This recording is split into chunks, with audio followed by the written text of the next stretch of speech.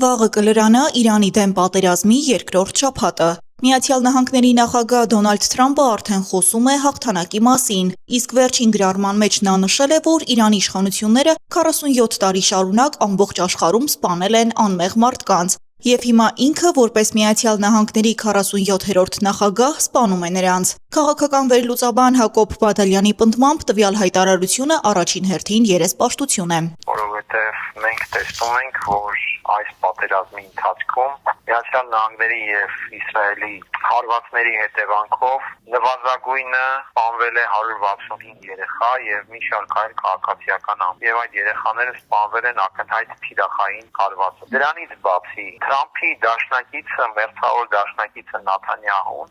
անցնող 2 տարիների ընթացքում տասնյակ հազարավոր անմեղ մարդկանց է սպանել Գազայում։ Հակոբ Բադալյանի խոսքով Թրամփը իր հայտարարություններով փորձում է փոխհատուցել իմիջային կորուստները եւ գտնել ելքեր դուրս գալու պատերազմի հետևանքով ստեղծված քաղաքական ծանր իրավիճակից։ Նա նշում է, որ կարող են Իրանին մեծ ազդեցիկ հարվածներ հասցնել, սակայն գործնականում չեն լուծվում էական խնդիրներ, սկսած Իրանում կառավարման համակարգի խափանումից մինչև միջուկային եւ ռազմական ծրագրերի ոչնչացում։ Եվ այս տեսանկյունից իհարկե սա խնդիր է Թրամփի համար, առավել ևս որ Իրանն էլ կարծես թե որևէ կերպ չի դրսևորում բանակցելու եւ պայմանավորվելու ցանկություն ու պատրաստակամություն։ Քաղաքական վերլուծաբանը Իրանի ընդհանուր ռազմաքաղաքական վիճակը գնահատելու համար ընդգծում է. տեղեկություններ չեն հաղորդվում, ինֆորմացիան փակ է, սակայն ըստ նրա փաստ է, որ Միացյալ Նահանգները եւ Իսրայելը իրենց համախառն ներուժով անհամեմատ գերազանցում են Իրանին։ Իրանն էլ փորձում է դիմադրությունը կազմակերպել ասիմետրիկ սկզբունքով,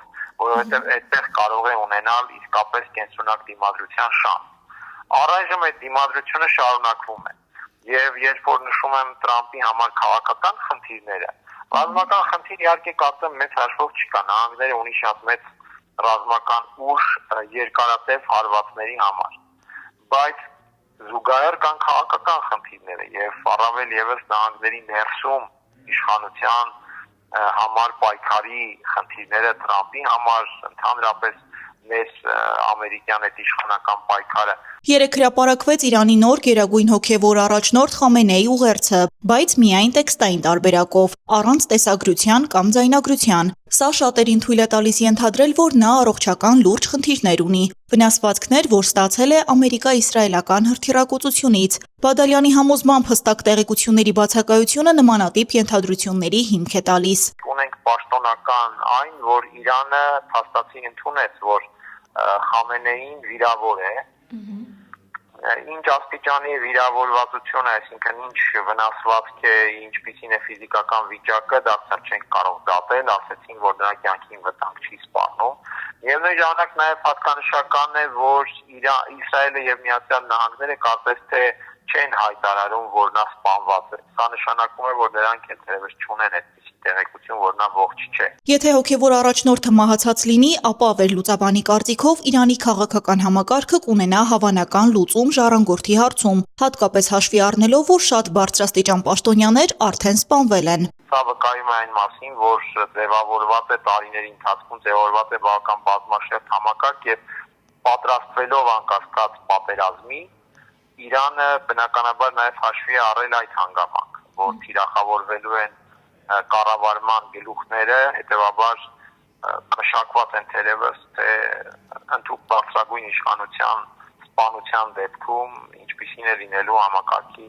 արձագանքը եւ հաջորդ քայլերը։ Խամենեին իր ուղերձում ընդգծել է, որ չեն հրաժարվի նահատակների արյան վրեժխնդրությունից եւ շեշտել է, որ Հորմուզի նեղուցը պետք է փակ մնա։ Բադալյանի կարծիքով սա առաջացնում է էներգետիկ ճգնաժամ ամբողջ աշխարհում եւ փոխում է ծոցի արաբական երկրների ներուժը ու տնտեսական քաղաքական իմիջը։